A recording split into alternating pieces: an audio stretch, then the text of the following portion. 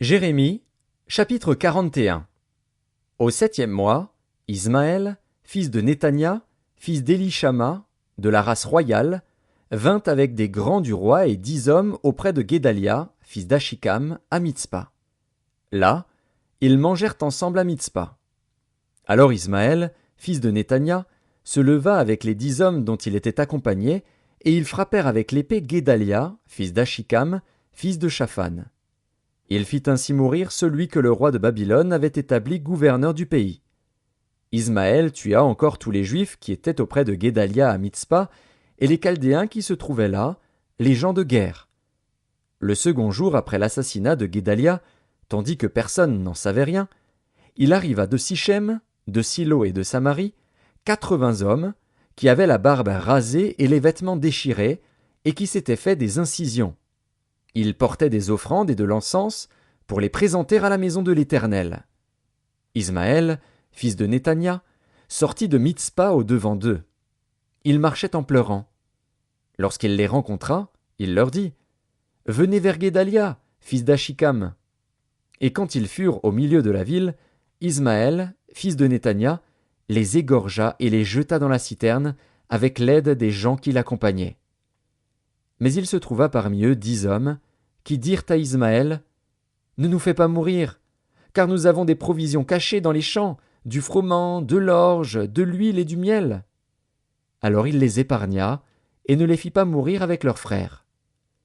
La citerne dans laquelle Ismaël jeta tous les cadavres des hommes qu'il tua près de Guédalia est celle qu'avait construite le roi Asa, lorsqu'il craignait Baécha, roi d'Israël.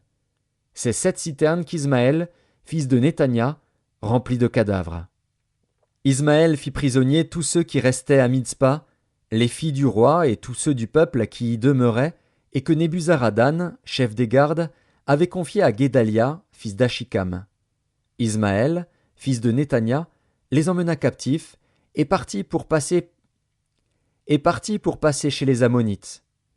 Jochanan, fils de Caréar, et tous les chefs des troupes qui étaient avec lui, furent informés de tout le mal qu'avait fait Ismaël, fils de Néthania. Ils prirent tous les hommes, et se mirent en marche pour attaquer Ismaël, fils de Néthania. Ils le trouvèrent près des grandes eaux de Gabaon. Quand tout le peuple qui était avec Ismaël vit Jochanan, fils de Caréar, et tous les chefs des troupes avec lui, il en eut de la joie. Et tout le peuple qu'Ismaël avait emmené de Mitzpa se retourna, et vint se joindre à Jochanan, fils de Caréar.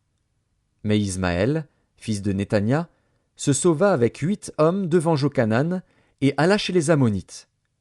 Jochanan, fils de Caréar, et tous les chefs des troupes qui étaient avec lui, prirent tout le reste du peuple, et le délivrèrent des mains d'Ismaël, fils de Néthania, lorsqu'il l'emmenait de Mitzpa, après avoir tué Guédalia, fils d'Achikam. Hommes de guerre, femmes, enfants, eunuques, Jochanan les ramena depuis Gabaon. Ils se mirent en marche, et s'arrêtèrent à l'hôtellerie de Kimham, près de Bethléem, pour se retirer ensuite en Égypte, loin des Chaldéens dont ils avaient peur, parce qu'Ismaël, fils de Néthania, avait tué Guédalia, fils d'Achikam, que le roi de Babylone avait établi gouverneur du pays.